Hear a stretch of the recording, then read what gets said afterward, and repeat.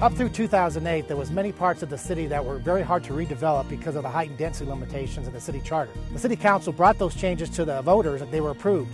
That basically said that height and density restrictions were lifted in our urban renewal areas. One part of the city that really benefited and was under urban renewal was 44th and Wadsworth on the southeast corner. That location has sat vacant for 40 years. With the height and density changes and the teamwork between urban renewal and the city of Wheat Ridge and private developers, that site has become a viable place for people to live, work, and play. We're going to have 88 units for senior apartments, plus other amenities coming in 2013 and 2014. This is called smart growth and the least restrictive environment. Wheat Ridge is fairly unique, I would say. We have restrictions on maximum building heights and maximum residential densities contained within our charter. Charter is essentially the constitution of a city. We're a home rule city. Typically, you see land use regulations, whether it be parking issues or what buildings you can build on what properties, or more specifics like the height and density of development occur in your zoning code or your zoning and development code. It's a little more typical tool to regulate it that way. The difference between the charter and the zoning code, in our case, is that the charter can only be amended by a vote of the citizens, so it's a fairly high-level tool. Well, no cities remain static, and we always need to be thinking about what we want our city to feel like and to look like. What activities, what housing choices, what kinds of businesses and development we want to attract.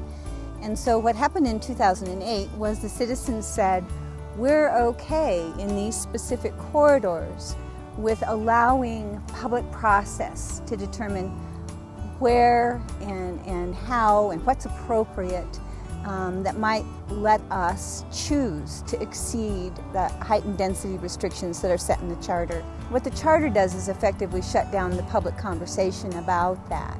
If it's simply retained in the zoning code, that allows a public process. That allows each of us to come forward and say, we like this specific idea, this specific project, and we do see that allowing a greater density, perhaps, or a greater height, perhaps, would make that a more productive use of our community.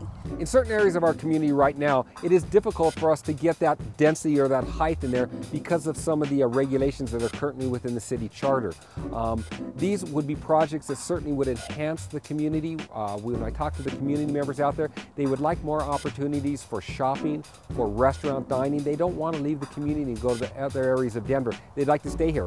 That's not going to occur until we can get that density and that height changed within our charter to bring in more of the population that's going to attract that retail use. You know, what we're doing on 38th Avenue, our main street, it's nascent, it's new, it hasn't gone as far as it could. That's a corridor that we could see live work, we could see mixed use, we could see great boutiques and services and amenities on the street level with housing above, you know, with lofts or apartments where people are not bound to maintain large yards if they don't want to, or step right outside and go grab a pizza and a beer. The walkable community concept will really be advanced if we would look to 38th Avenue and in fact citywide to relieve ourselves of that trap and that cap.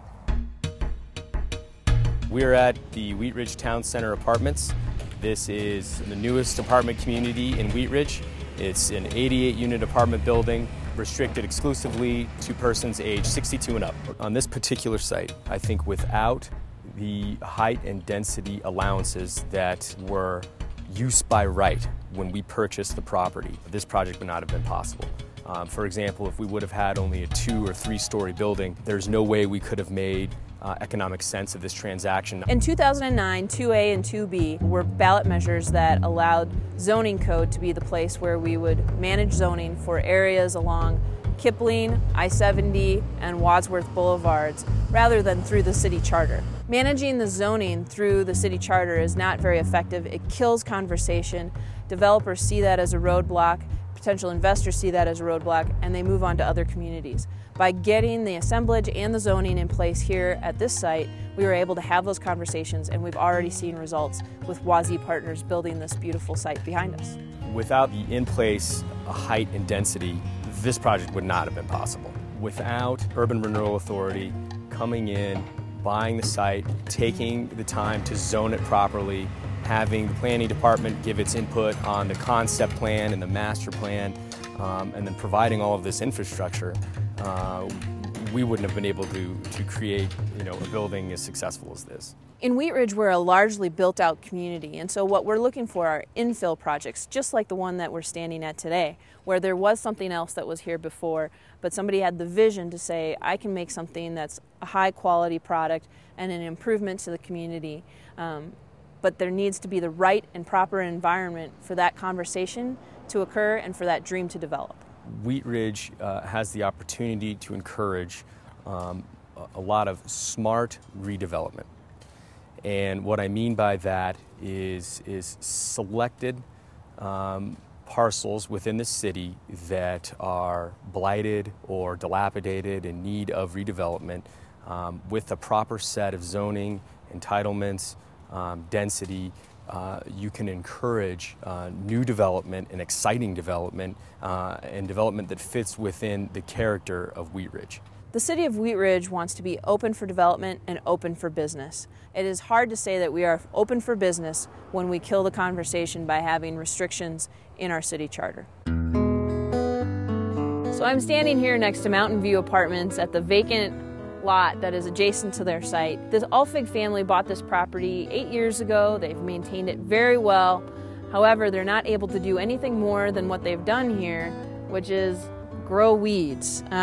It is a vacant area because the density of the apartment building, which is very well maintained, means that nothing else can be developed over here. And we can't even have a conversation about that through the zoning code process because in our city charter there's a restriction that says the density that that apartment building utilizes is applied to this as well, and therefore there's nothing that we can do to build something here. We as siblings have a partnership, and we've been looking for investment opportunities, and then this is our first venture into Wheat Ridge, but we have owned this one the longest. But due to some of the frustrations that we've had as far as trying to develop the land that we have that's adjacent to the property because of the density, it's kind of been, we haven't been able to move forward with that. We've owned this building approximately 10 years. Since we've purchased the building, we've renovated 60% of the units. We did a major amount of landscaping to help improve the appeal from the street, because that was the thing we found we lost most of our customers was when they drove by and were not impressed with what they had to see. At the time we bought it, the building was 50% occupied because it had not been updated.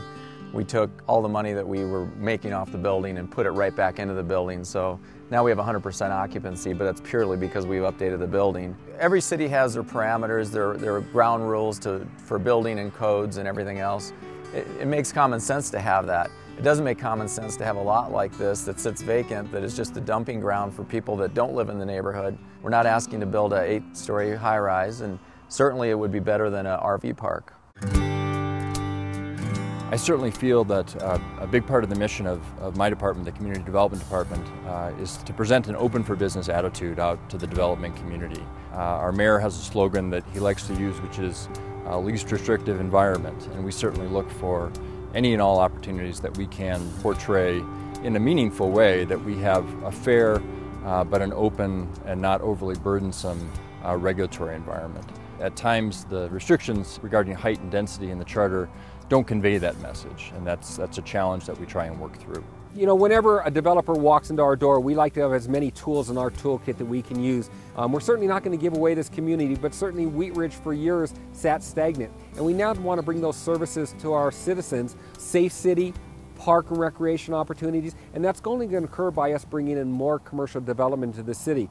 In many ways, the city of Wheat Ridge is 20 years behind its neighboring cities. These changes to our building code, the height and density, and our overall open for business, least restrictive environment has helped us become competitive to attract quality business and quality retail and new residents to the city. As a resident, it's important to me to know that there is a public process in place about how our community develops.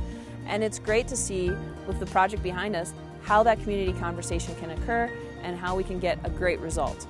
We want to do that all across our community and have the same type of process everywhere. Right now, the city charter restricts us, and we need to look at how we can change that so that we can have this process and have a more involved citizenry in how our community develops.